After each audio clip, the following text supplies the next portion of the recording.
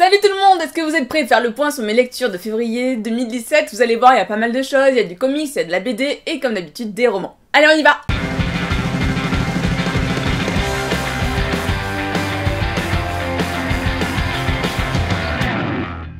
Une histoire d'homme de Zep. Une fois n'est pas coutume, je vais commencer par les BD parce que ce mois-ci j'en ai lu deux, ce qui arrive finalement pas si souvent que ça. Mais comme toujours, quand je me plonge dans un genre littéraire, j'ai tendance à en lire plusieurs à la suite. Enfin bref, cette histoire, elle m'a vraiment beaucoup plu. Zep, je le connaissais parce que c'est... Je pense que c'est le genre de dessinateur de BD que tout le monde connaît grâce à Titeuf, que tout le monde a entendu parler. Et là, il nous sort quelque chose de complètement différent. Alors la BD n'est pas toute récente, mais on vient juste de le découvrir avec Timothée. C'est une histoire entre une bande de potes qui va se retrouver des années après. Il y en a un qui a réussi, il y en a un qui a des problèmes d'engagement dans son couple. Enfin bref, c'est des hommes, ils ont la quarantaine, ils se retrouvent, ils remettent un peu les choses à plat, c'est super émouvant. Mais je vous en dis pas plus parce qu'on va vous en parler avec Timo dans une vidéo dédiée. Le jour où le bus est parti sans elle, de Becca et Marco. Comme je disais, c'est la deuxième BD que j'ai lue ce mois-ci, c'est un livre qui m'a été prêté par ma voisine, en dessous, on mangeait ensemble, on parlait, elle m'a dit « Ah attends, toi qui aimes bien lire tout ça, j'ai un petit livre, une BD, ça devrait te plaire. » Alors, ce livre, c'est un peu un livre sur du développement personnel, sur l'énergie positive, tout ça, et c'est vachement bien. L'histoire, on a notre héroïne qui en fait s'efforce à faire du yoga tous les matins, qui s'efforce à faire des choses pour aller bien, pour être heureuse dans sa vie, etc. Et en fait, elle va faire un stage de yoga. Sauf que le bus, c'est ballot, part sans elle et la laisse toute seule dans un coin totalement paumé. Finalement, ce week-end qui n'était pas prévu, ce week-end où elle se retrouve paumée avec des gens qu'elle ne connaît pas du tout avec son groupe de yoga, va lui être beaucoup plus bénéfique que si elle était bien partie faire cette méditation en pleine nature. Et c'est vraiment émouvant parce que je pense que c'est le genre de situation dans lequel on peut se retrouver. Alors quand je parle de genre de situation, je parle de l'état d'esprit de notre petite héroïne du départ. Et j'ai adoré, ça nous apprend à vraiment profiter de chaque moment de la vie, à essayer de se dire que voilà, le bonheur, comme on dit, ce n'est pas une destination, ce qui est important c'est le voyage. Et là, on a vraiment la preuve en écrit, en images, c'est magnifique, c'est beau, ça se dévore, je vous le recommande vraiment. Orphelin tome 6 de Roberto Recchioni et Emiliano Mamoucari. Orphelin, je vous en parle souvent, ça a été une des séries que moi j'ai adoré, qui a été un vrai coup de cœur au niveau des comics de l'année précédente. Il me manquait le dernier tome pour clore cette saga. Et je l'ai enfin lu. Oui, tout arrive, je l'ai lu, ça y est. Alors, je suis très contente parce que comme je vous l'avais dit, moi j'aime bien le genre de séries qui ont un début, qui ont une fin. On n'a pas l'impression qu'il y a des tomes où les gens, enfin les scénaristes plutôt ne savent plus trop quoi nous raconter et après ils réussissent à rebondir sur un truc bien. Mais en fait, la moitié des tomes, t'as l'impression d'avoir attendu un tome bien. Ça me plaît pas du tout. Orphelin, c'était pas comme ça. Dès le départ, ils savaient que leur histoire allait faire 6 tomes.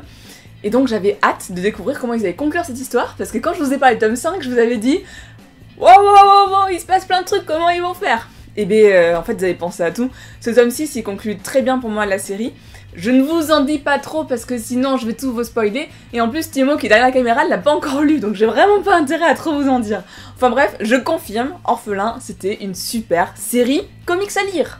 Dark Matter de Blake Crouch. Alors, ce livre, c'est un livre de science-fiction dans lequel on va suivre Jason. Jason, il a une vie plutôt banale, on va dire, mais sauf que du jour au lendemain, vous imaginez bien que quelque chose va se passer, parce que sinon il y aurait un livre sur ce mec.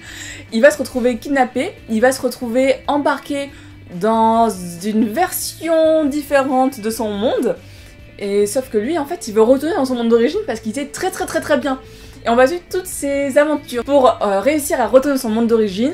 C'est absolument génial, ça se dévore. Je vais faire une vidéo dédiée, c'est pour ça que je résume le truc en vraiment condensé. À noter que Dark Matter va être adapté en film.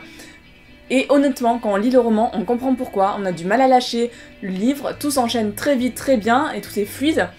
Je vais essayer de le faire lire à Timothée, et je pense que contrairement à Calocaine, où il a eu du mal un peu à rentrer dans l'histoire, à ne pas s'endormir en lisant le livre, cette fois, ça devrait être bon. J'espère, on croise les doigts. Carrie de Stephen King. C'est pas une histoire de dentiste, Timothée, merci pour cette blague magnifique. Stephen King, je vous en avais parlé quand j'avais lu le journal d'un écrivain. Un livre dans lequel il parlait de lui, de ses inspirations, comment il avait été inspiré par tout ce qui l'entourait pour écrire des livres, et aussi les conseils qu'il donnait à des écrivains, ou plutôt des écrivains en devenir. J'ai commencé par lire Carrie, donc Carrie c'est le premier livre-roman que je lis de cet auteur, et j'ai adoré. Alors au début, je vous avoue, moi Stephen King, je n'étais pas forcément attirée par lui, parce que il est souvent classé dans les rayons horreur, dans les rayons un peu policiers, enfin voilà, des genres littéraires qui moi ne m'attirent pas forcément. Sauf que là je me suis dit, il faut que je tente le coup. J'ai lu un livre où il expliquait comment il écrivait, j'avais adoré ce livre et je me suis dit, à mon avis, allez Audrey, tu surpasses un peu ta phobie des polars et etc. et on y va.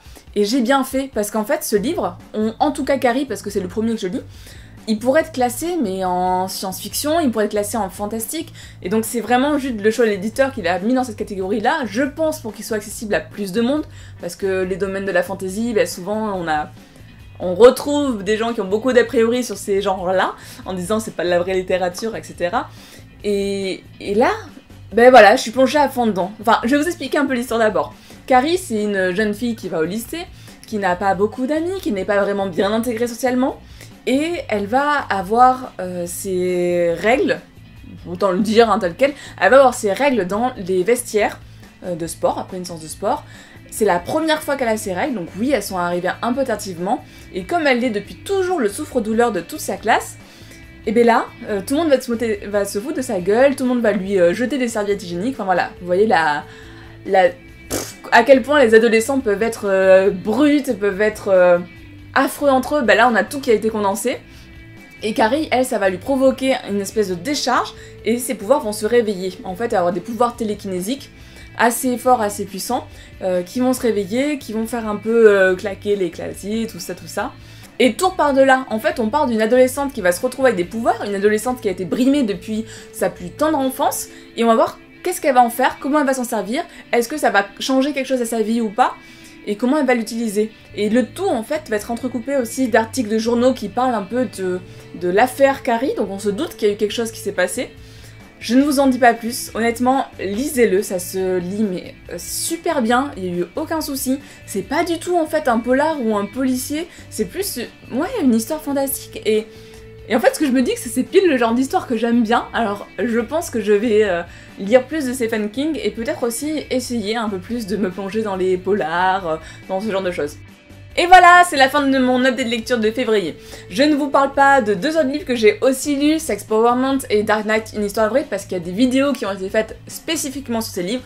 Comme d'habitude, vous retrouverez les liens par ici et aussi dans la barre d'infos. N'hésitez pas à aller voir. Dark Knight, c'était vraiment un gros coup de cœur au niveau comics. Avec Timon, on l'a adoré. Et Sexpowerment, c'est entre un essai et un récit personnel qui parle du féminisme. En gros, très résumé, voilà, c'est ça, mais allez voir la vidéo dédiée. Quant à moi, j'espère que cette vidéo vous a plu, n'hésitez pas à me dire ce que vous avez lu pendant le mois de février, ou qu'est-ce que vous êtes en train de lire maintenant. Est-ce que l'histoire que vous avez sous les yeux vous plaît, ou est-ce que vous êtes plutôt en mode bon, je pense que je vais vite lâcher le livre parce que j'en ai marre. N'hésitez pas à mettre des pouces en l'air, à partager les vidéos, à vous abonner, parce que très vite il y aura de prochaines vidéos. Allez, ciao. Je suis pas si un boulet que ça. Hein. Et c'est...